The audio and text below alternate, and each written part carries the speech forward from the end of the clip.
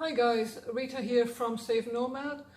I want to talk to you today about the various type of face masks and respirators that you can use to help you in your fight against catching a virus.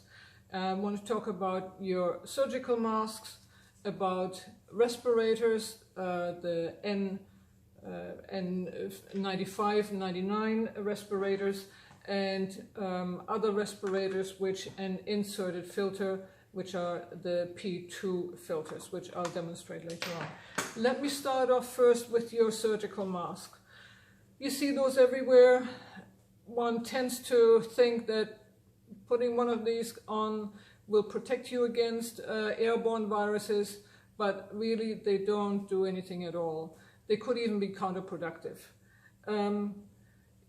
First of all, as soon as they become moist, and which can happen quite quickly when you're breathing out, they become counterproductive. They attract more viruses. They are,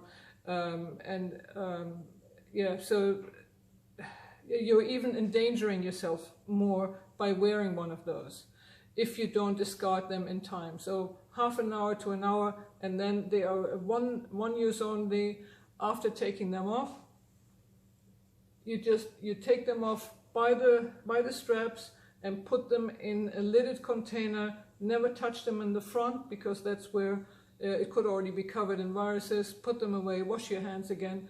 So if you do use them, and they do have their uses, but mainly to protect others. They do very little to protect yourself, but they have their use that when you do feel ill, that you have a cough, that you're sneezing, sputtering, put one of these on to protect others from your own viruses that you might be spreading around. So they do have their uses, but only as a protection for others, not for yourself so much.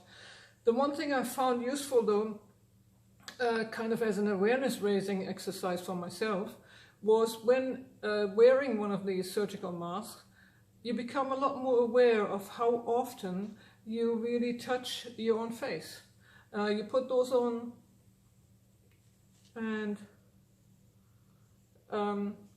you sit in front of the computer, you look at the monitor.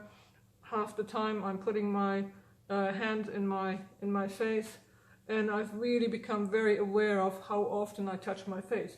And that is really the most important thing to avoid. Your best protection against becoming infected with the virus is washing your hands often, using hand sanitizers, and not touching your face and your mouth, your nose, your eyes. So there is a little value in them, but not as you think that they will protect you. They don't. My favorite one really is here the N95, 99. This one is an N99 mask, which is a reusable mask. It has an insert, which is the actual filter. These white filters need replacing every 8 hours, so the manufacturers are saying. Whereas as I was saying, this one, half an hour to an hour, one use only. This one is reusable, but you have to keep changing the filters. They are quite comfortable to wear, and you will see when I put them on, they have a much closer fit around the face.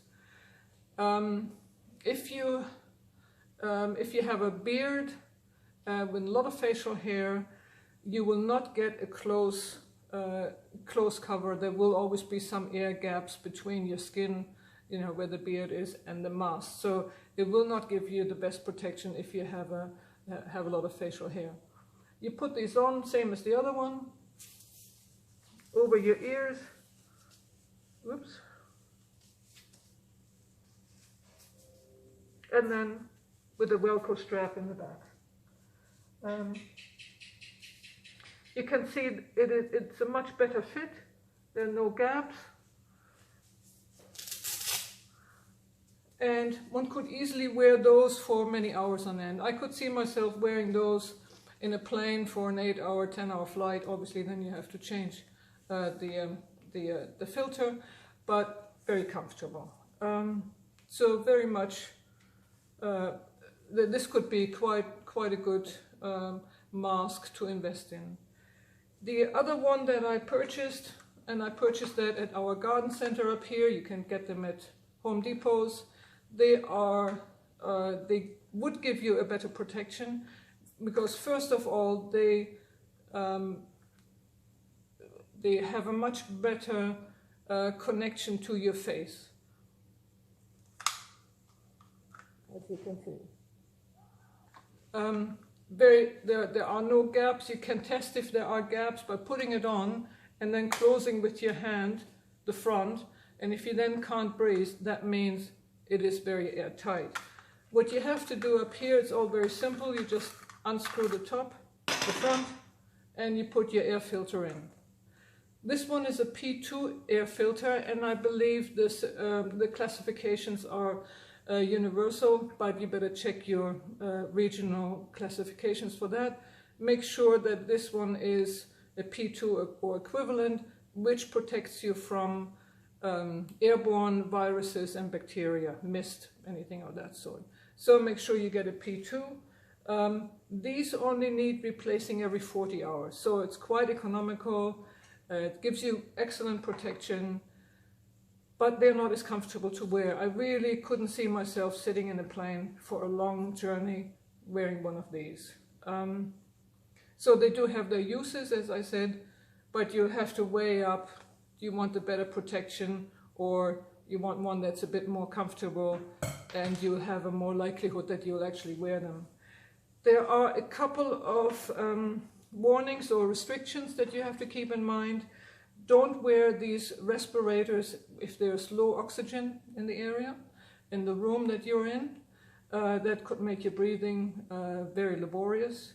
If you have an existing heart or condition or are an asthmatic or have any other breathing difficulties, again, only use them under the direction of your medical professional, because that could be quite dangerous for you to use. And the other thing, neither of these respirators are so far certified for the use of, to be used by little children, infants, toddlers. So they are not to be used there. Again, consult with your physician, your medical professional, if he or she thinks that it is appropriate for the child to use that. So these are the three options: your face mask, your N95, and your other respirator with a P2 filter in them. Both have their uses, or all three of them have their uses, and you will have to weigh up what is most suitable for you. Make sure you subscribe to our channel. You'll see the link below, obviously, or the button below, and visit our website, Safe Nomad. You'll see the link below as well, where we have a lot more information on safe travel. Furthermore, how to, for example, not catch a virus in the plane. There are other strategies as well that you can use apart from wearing one of these. So I think you will find it quite useful to check up our website on Safe Nomad. And I'm looking forward to the next video that I can produce, and hopefully it will be of use to you.